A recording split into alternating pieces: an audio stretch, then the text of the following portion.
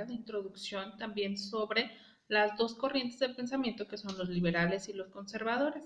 Ok, si nos referimos un poquito al siglo XIX, nos vamos a encontrar con que estas dos corrientes eran las que predominaban, que posteriormente se van dando formas subsecuentes que vienen a dar fusiones, como por ejemplo existe una corriente que es el liberalismo conservador, que más adelante estaríamos tratando.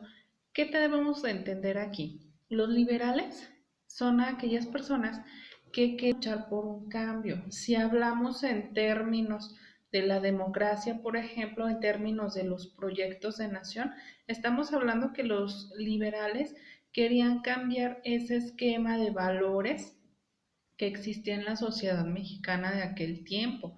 Pretendían, por ejemplo, que había dos tipos de liberalismo, ¿eh? Había liberales que estaban como en un término medio y había liberales más radicales, liberales moderados y liberales radicales. Los liberales moderados, por ejemplo, aceptaban la idea de la religión católica, aceptaban la idea de los controles en cierta forma que el clero tenía, pero no estaban de acuerdo con la forma de gobierno de la monarquía. ¿Qué proyectos de nación existían?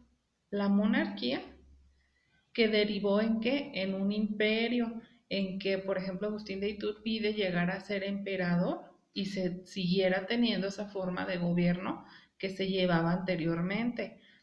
También hablamos de que los liberales, en este caso, en contraposición, proponían una república, es decir, hablando ya en términos de democracia, en donde las personas pudieran elegir quién los gobernaba, donde el Estado existiera de manera colectiva. Ahora, dentro de la república teníamos dos situaciones importantes. Ahora, ¿qué tipo de república? ¿La república federal o la república central? ¿Qué es lo que proponía cada tipo de república? La república federal pretendía formar una federación con diferentes estados libres, soberanos, que cada uno tuviera su propio gobierno ajustándose a una sola constitución, que sería pues la Constitución Nacional, la que surge de todo el consenso que se hace y que se supone pues que es en pro de la sociedad.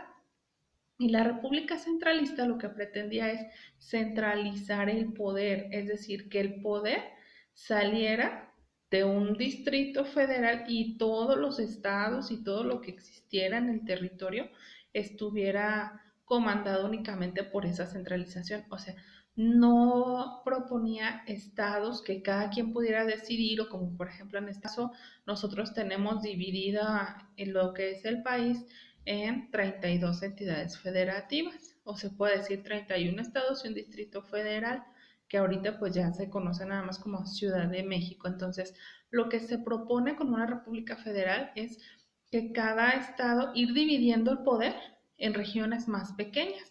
Por ejemplo, cada estado tiene su gobernador, pero a su vez cada municipio tiene su presidente y se van generando algunas decisiones de manera independiente, pero siempre ajustándose a los marcos legales de la Constitución.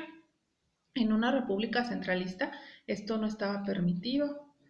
En una república centralista, simple y sencillamente, el poder estaba concentrado en el ejecutivo y ya, ahí paramos, ¿no?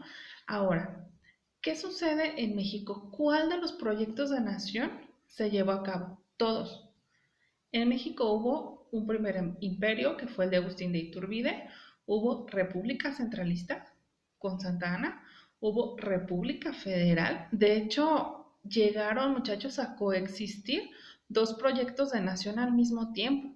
Si nos vamos un poquito a los tiempos de Juárez, un pedazo del país reconocía a Juárez como su presidente y otro pedazo del país tenía a Maximiliano como su emperador en un segundo imperio mexicano. Entonces, esta información se las voy a mandar enseguida para que vayamos adelantando un poquito. Esta ideología de los liberales y los conservadores ha desatado confrontación en diferentes ocasiones a lo largo de la historia del país.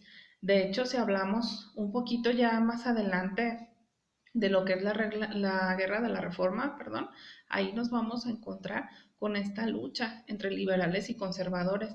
Un poquito, ¿qué es lo que encontramos en relación de los liberales y conservadores con todo lo que va sucediendo desde la postindependencia.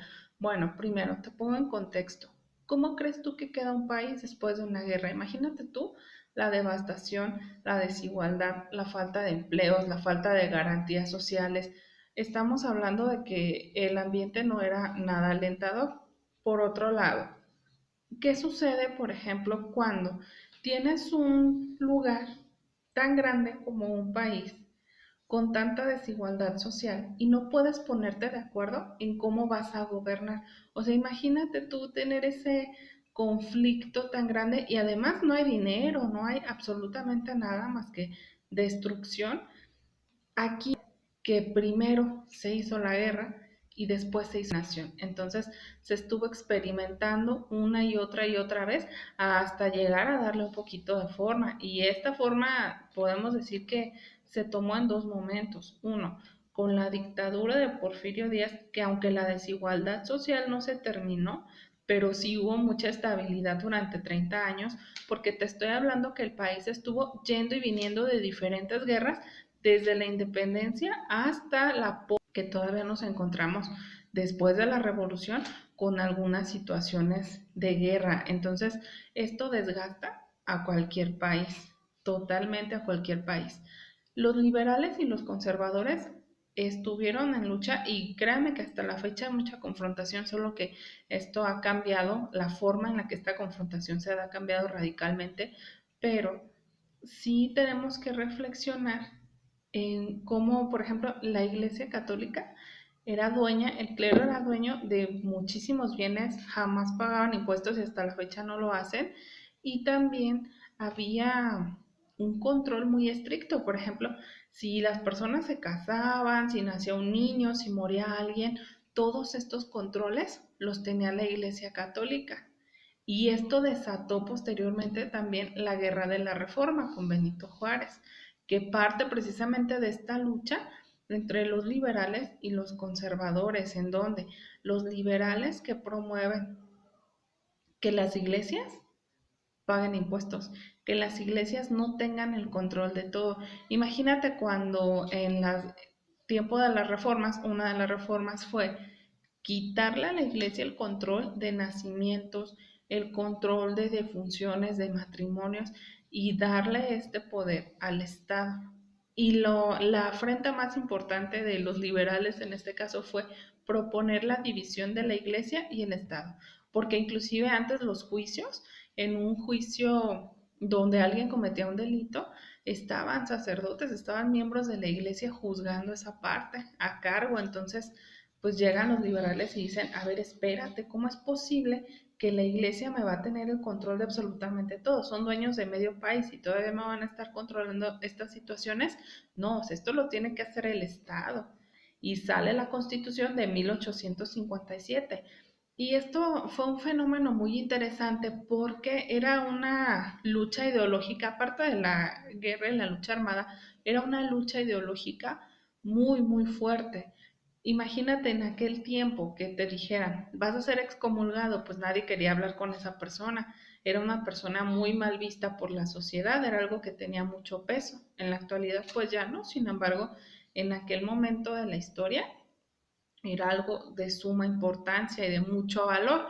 Entonces, las personas que juraban la Constitución de 1857 eran excomulgadas y el clero tenía muchísimo poder y poder político, poder ideológico, poder económico. Entonces, esa lucha de poder tan fuerte finalmente dio como resultado la Guerra de la Reforma, en donde Benito Juárez logra también poner un poquito más de orden y logra un estado en el cual podemos decir con una mejor estructura, con una funcionalidad un poquito mejor, ¿sí? Que también, por ejemplo, si te hablo de Santana, que fue antes de Juárez, realmente Santana iba y venía en el poder. O sea, nos vamos a encontrar, muchachos, en este trayecto, en este recorrido histórico, con que no había una estabilidad de un gobierno. Hubo presidentes que duraron una tarde, hubo presidentes de días, de meses, de semanas.